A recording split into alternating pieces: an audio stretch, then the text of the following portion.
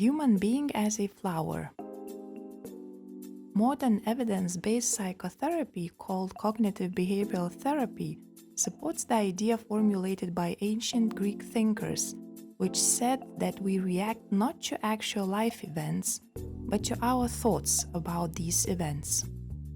Different people might have different reactions to exactly the same event. Let's say that 4 different people got involved in a car accident, and as a result, each of them has broken one leg. They might have very different reactions to this experience, depending on what thoughts arise in their heads. One of the 4 people might be experiencing fear and anxiety. These emotions are always triggered by thoughts about the future and about the catastrophes that might happen in the future. When we worry, we normally don't ask ourselves how likely something bad is to happen, because this would make us curious. Instead, we have thoughts like, this is going to be horrible, awful things are going to happen, and these thoughts trigger our fear and anxiety.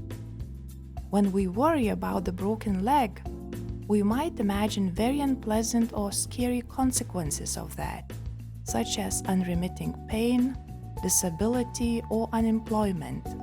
And the stronger we believe these catastrophes are likely to happen, the more anxious we might feel. The second of the 4 people might feel sad, indicating that he or she is probably thinking of the past. Sadness is most often triggered by our thoughts about the past and the losses we have experienced. Someone who has just experienced a car accident and is feeling sad is probably focusing on one of their losses. Maybe thinking of their leg that was fine a short while ago and is now broken. They might be thinking about the damaged car or remembering other unfortunate events that have happened to them. The third person in this situation might feel angry. They might be angry about the accident, which they did not expect or want to happen. Anger is almost always triggered by our thoughts that things are not the way we want them to be. When we are angry, we are usually dissatisfied with the course of life events because they are not taking the direction we want. Anger is always directed at something. We might feel anger towards ourselves, other people, or life and the world in general. We might be angry with only one of these objects, or 2 or 3 of them. The fourth person in this situation might feel joy as a result of the car accident. Yes, you are not mistaken, joy is also possible. We feel joy when we see the bright side of life, which is always there. Nothing in life is only good or only bad. In any positive experience, we can find a less positive aspect. For example, statistics say that more than half of the people who win a lot of money in a lottery experience serious psychological difficulties later in life or even financial problems. Likewise, in any experience that we perceive as negative, we can also find a positive aspect. For example, something that we can learn from the situation.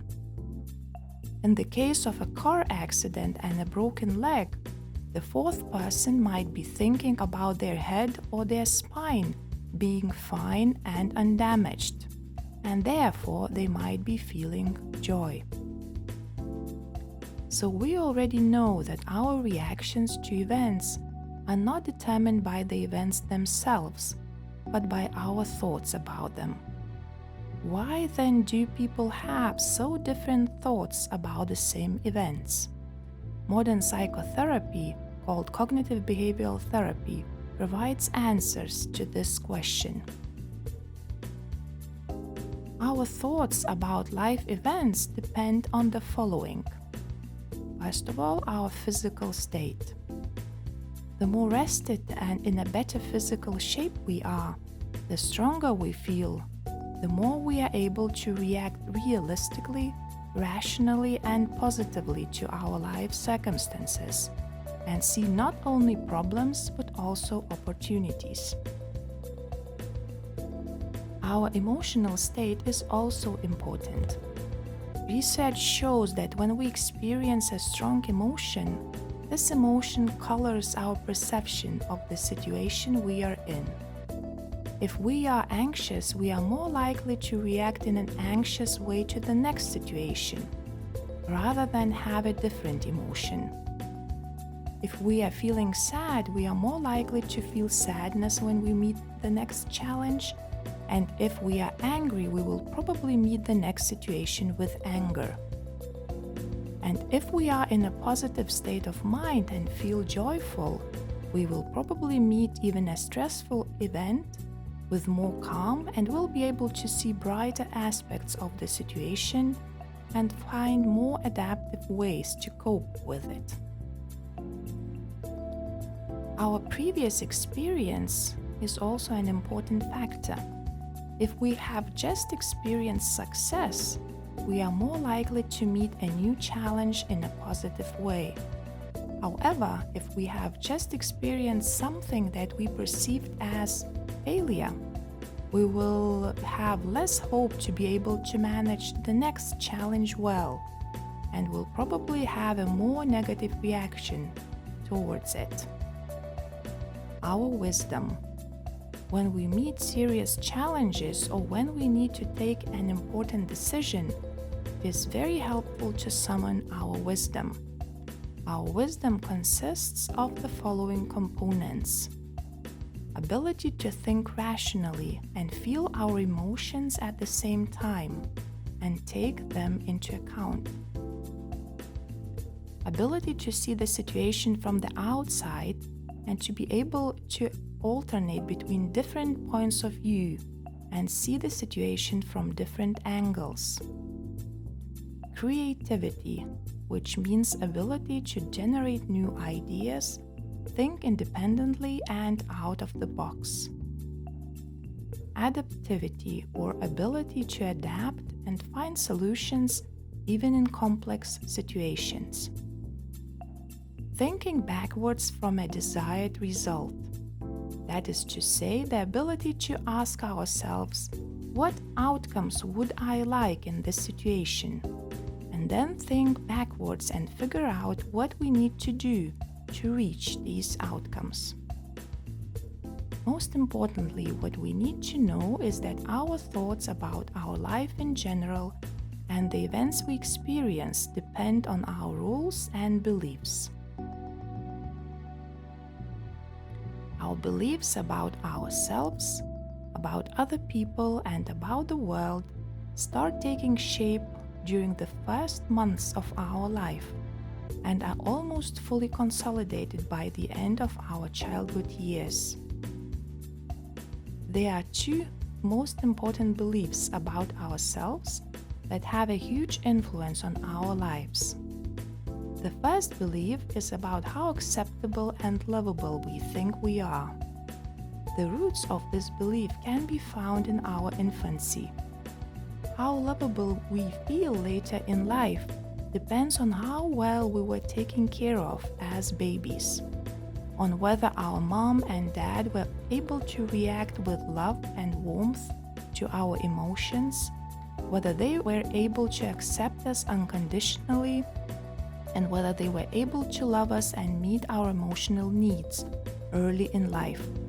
In order to feel lovable, it is very important to receive unconditional love and care from one's parents early in life. The second belief is about our ability to cope with life's challenges. This belief depends on how much our parents allowed us to explore the world during our first years, how much they allowed us to try to solve problems ourselves, to experiment, to make mistakes, and to learn from them. When parents do not encourage a child to try things out by themselves, when they do everything for the child, when they criticize and punish the child for mistakes, the child might develop a belief I'm unable to cope with life's challenges. If we strongly believe this, we might develop a lifelong tendency to avoid taking initiative, taking responsibility, or trusting ourselves. Beliefs about other people often show up as questions such as, are other people good or bad? Can they be trusted? Can they meet my needs? These beliefs also start taking shape in childhood and depend on our experiences in various relationships, including what it was like for us to be a member of various groups. It also depends on what messages about other people we heard from our parents and on how good they were at forming relationships with other people. Our beliefs about the world show up in such questions as, is the world safe or unsafe? Can I feel well in the world? Can I live in it and have my needs met? These beliefs, as well as others, take shape in our childhood depending on what we learned from our parents about the world and about how life works. They also depend on what experiences we had and how many of these experiences we perceived as bad, unjust, or unsafe. To sum up, we can draw a human being as a flower. The soil represents our inborn biological traits, especially our temperament and our early experiences, as well as the interactions between our temperament and our early experiences. These interactions are especially important in shaping our beliefs. For example, if someone is biologically very sensitive, their emotional needs might be quite big, and therefore it might be difficult for parents with average competences to meet these needs. Let's imagine a very sensitive baby who has disturbed night's sleep for months. This baby might unfortunately not receive as much love, warmth, and acceptance from its parents as it needs because they are unable to give it physically or psychologically.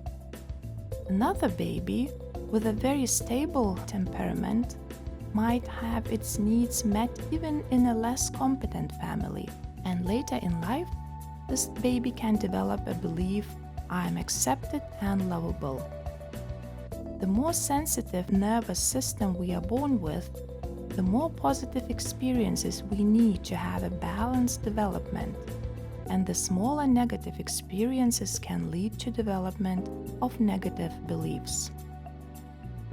The stem of the flower represents the rules that we live by, attempting to get our needs met. These rules are derived from our beliefs and influence most of our choices. For example, when people want to strengthen their relationships with others, some choose to act in dominant ways, while others tend to be submissive. Some people take on responsibility themselves, while others expect other people to do that. We are all the time following the rules we have developed ourselves, and we apply these rules in our interactions with ourselves, other people, and the world, often without being aware of this process. The blossom of the flower consists of our reactions to various events. An event or stimulus triggers our thoughts that in turn trigger emotions and inform our behavior. Often our bodily sensations are also part of the reaction. Thoughts, emotions, action impulses, and bodily sensations are interconnected and influence one another. This is where our life happens. Our beliefs are often invisible, just like the roots of a flower. We can be more aware of our rules, but both beliefs, that is to say the roots of the flower, and the rules, or the stem of the flower, determine what thoughts are triggered in us when we experience various life events and what choices we tend to make in life. So we already know that human being can be metaphorically represented as a flower. We also need to understand that different people are different flowers with different beliefs, different rules, thoughts, emotions, and bodily sensations that are triggered by life events. Therefore, let's not be surprised that other people think and feel differently from us. The world is full of different people, just as it is full of different flowers, and everyone is unique.